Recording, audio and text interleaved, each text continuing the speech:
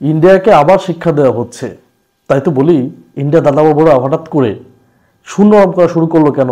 বাংলাদেশের সাথে সম্পর্ক করতে চায় কেন? বিভিন্ন চ্যানেলে বাংলাদেশের সাথে সম্পর্ক করতে যাচ্ছে কারণ ডক্টর মোহাম্মদ ইউনূস আর একটা আঘাত করছে। একটা কথা বলছিল লালমনিরহাটের যে বিমানবন্দর উদ্বোধন করার কথা বলছিল, আর একটা কথা বলছে এই যে আপনার যেমন তিস্তা প্রকল্প, এই তিস্তা প্রকল্প শেখ হাসিনা চায়নার সাথেও সম্পর্ক রাখছে, ইন্ডিয়ার সাথেও রাখছে। যেমন চায়নাকে দিলে আপনার ইন্ডিয়া কষ্ট পায়, আবার ইন্ডিয়াকে দিলে চায়না কষ্ট পায়, এই জন্য তিস্তা প্রকল্প করেই নাই। আমাদের ওই অঞ্চলের মানুষকে কষ্টে রাখছে না? যে আমাদের যখন পানির প্রয়োজন না তখন মনে করেন যে পানি ছেড়ে দিছে, আর আমাদের যখন পানির প্রয়োজন তখন পানি দেয় নাই। তো এইটার অবসান ঘটতে যাচ্ছে, আমাদেরকে আর ছোট করতে পারবে না। এই তিস্তা প্রকল্প সম্পূর্ণ তাদের বাংলাদেশের সরকার সিদ্ধান্ত চেঞ্জ করছে, এটা চায়নাকে দিয়ে দিচ্ছে এই তিস্তা প্রকল্পটা। ইন্ডিয়ার আঘাতটা কোথায় আসলো?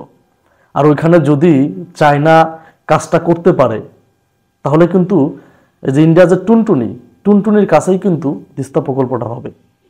আঘাতটা কোথায় গিয়ে লাগবে ইন্ডিয়ার? বরাবর গিয়ে লাগবে। আমরা ভাই চাই, আমি মনে করি বাংলাদেশের মানুষ ইন্ডিয়াকে কষ্ট দিতেই চায়। এটা আমি আপনি সবাই এটাই চাই। আমরা কেন চাই? কারণ লাস্ট 15.5 বছরে শেখ হাসিনা যে আমাদের উপর কাদের উপর চেপে বসছিল, এই চেপে বসার জন্য সম্পূর্ণ সাহায্য করছিল ইন্ডিয়া। আর সেই ইন্ডিয়া তো বাংলাদেশের জনগণের কাছে ভালো হইতে পারে না। বাংলাদেশের জনগণ তো ইন্ডিয়াকে ঘৃণাই করে। আজকে দেখেন 2018 সালের নির্বাচনে কিন্তু চায়নাও হেল্প করছিল শেখ হাসিনাকে এবং ইন্ডিয়াও হেল্প করছিল, কিন্তু চায়নার প্রতি মানুষের ঘৃণা নাই। কারণ চায়না এরকম কথা বলে না, গা বাড়ায় কথা বলে না। চায়না 4-5 জন কথা বলে না, কিন্তু ইন্ডিয়ার জনগণও কথা বলে, সংসদে মন্ত্রীরাও কথা বলে। মানে আমাদের কিছু মনেই করে না তারা, যে আমরা একটা স্বাধীন সার্বভৌম রাষ্ট্র, এটা কিছু মনেই করে না। কিন্তু ওরা ভুলে যায় যে বাংলাদেশ ইন্ডিয়ার জন্য কতটা গুরুত্বপূর্ণ একটা দেশ। এই বাংলাদেশ যদি ইন্ডিয়ার হাতছাড়া হয়ে যায়, ইন্ডিয়ার অনেক কিছুই হয়ে যাবে, অনেক ক্ষতি হয়ে যাবে। এটা ইন্ডিয়া হারে হারে বর্তমানে টের পাচ্ছে।